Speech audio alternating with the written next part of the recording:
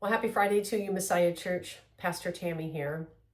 Actually, I am recording this on Thursday afternoon because early Friday morning I will be headed to church to officiate the Celebration of Life service for Bob Svacina. Bob passed on July 14th after a very brief battle with cancer.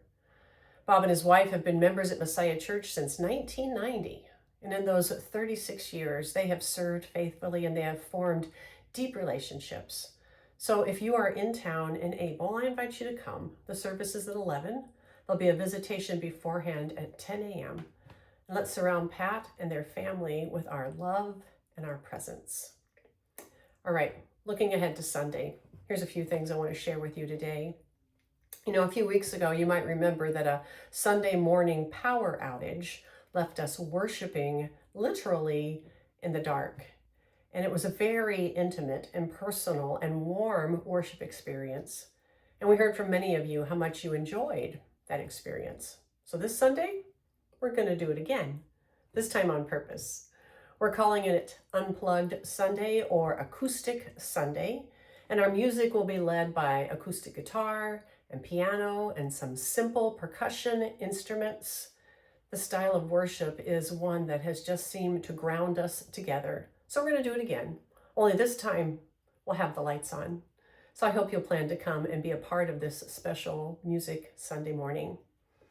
All right, we're also going to continue in our sermon series, Old Stories, New Eyes, Stories That Grow With Us, with a message entitled, It Is Not About the Fish, the Story of Jonah. This story often gets reduced to a story about a man and a giant fish, but it's really about Jonah's struggle with God's compassion. So together, we're going to explore how God's grace often challenges our sense of what's fair and invites us into a love that is deeper and wider and more inclusive than we might choose ourselves. We're also going to welcome back our senior high mission trippers and the adults that went with them. They have been in Louisville, Kentucky this past week, and they'll be with us in church on Sunday morning. They'll have a video to show us some of the work and experiences that they had together. And so I hope if you are able and in town, you will come and worship in person as we support these youth and their leaders and say thank you for being the hands and feet of Jesus and representing Messiah Church in this world. All right. One more important note about those of you who are planning to worship with us in person on Sunday. As a part of our capital campaign improvements, this weekend we are going to be installing a new product on the youth room floors. Now, while we're excited about this finished results, the installation process involves some products that might leave a noticeable odor in the building.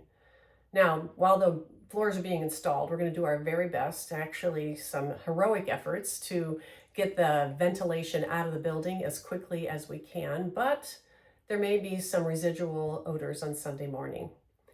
So if you are someone who is affected by smells or odor, you're going to hear me say something you maybe never heard a pastor say before.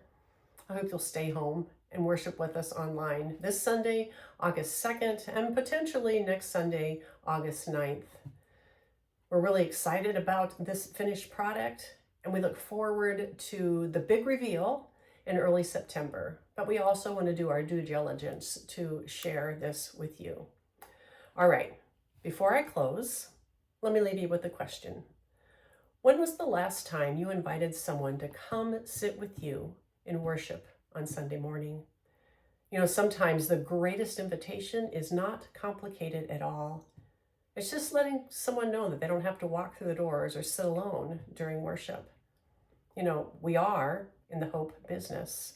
And every week we gather to hear the good news that God's love is bigger than our fears, and that God's grace is greater than our failures, and no one is beyond God's reach. There's people all around us who need to hear this message today.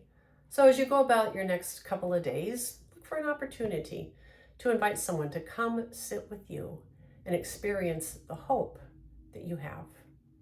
All right, I'm grateful to be your pastor. I want you to take care. God bless. And I look forward to seeing you in worship on Sunday morning.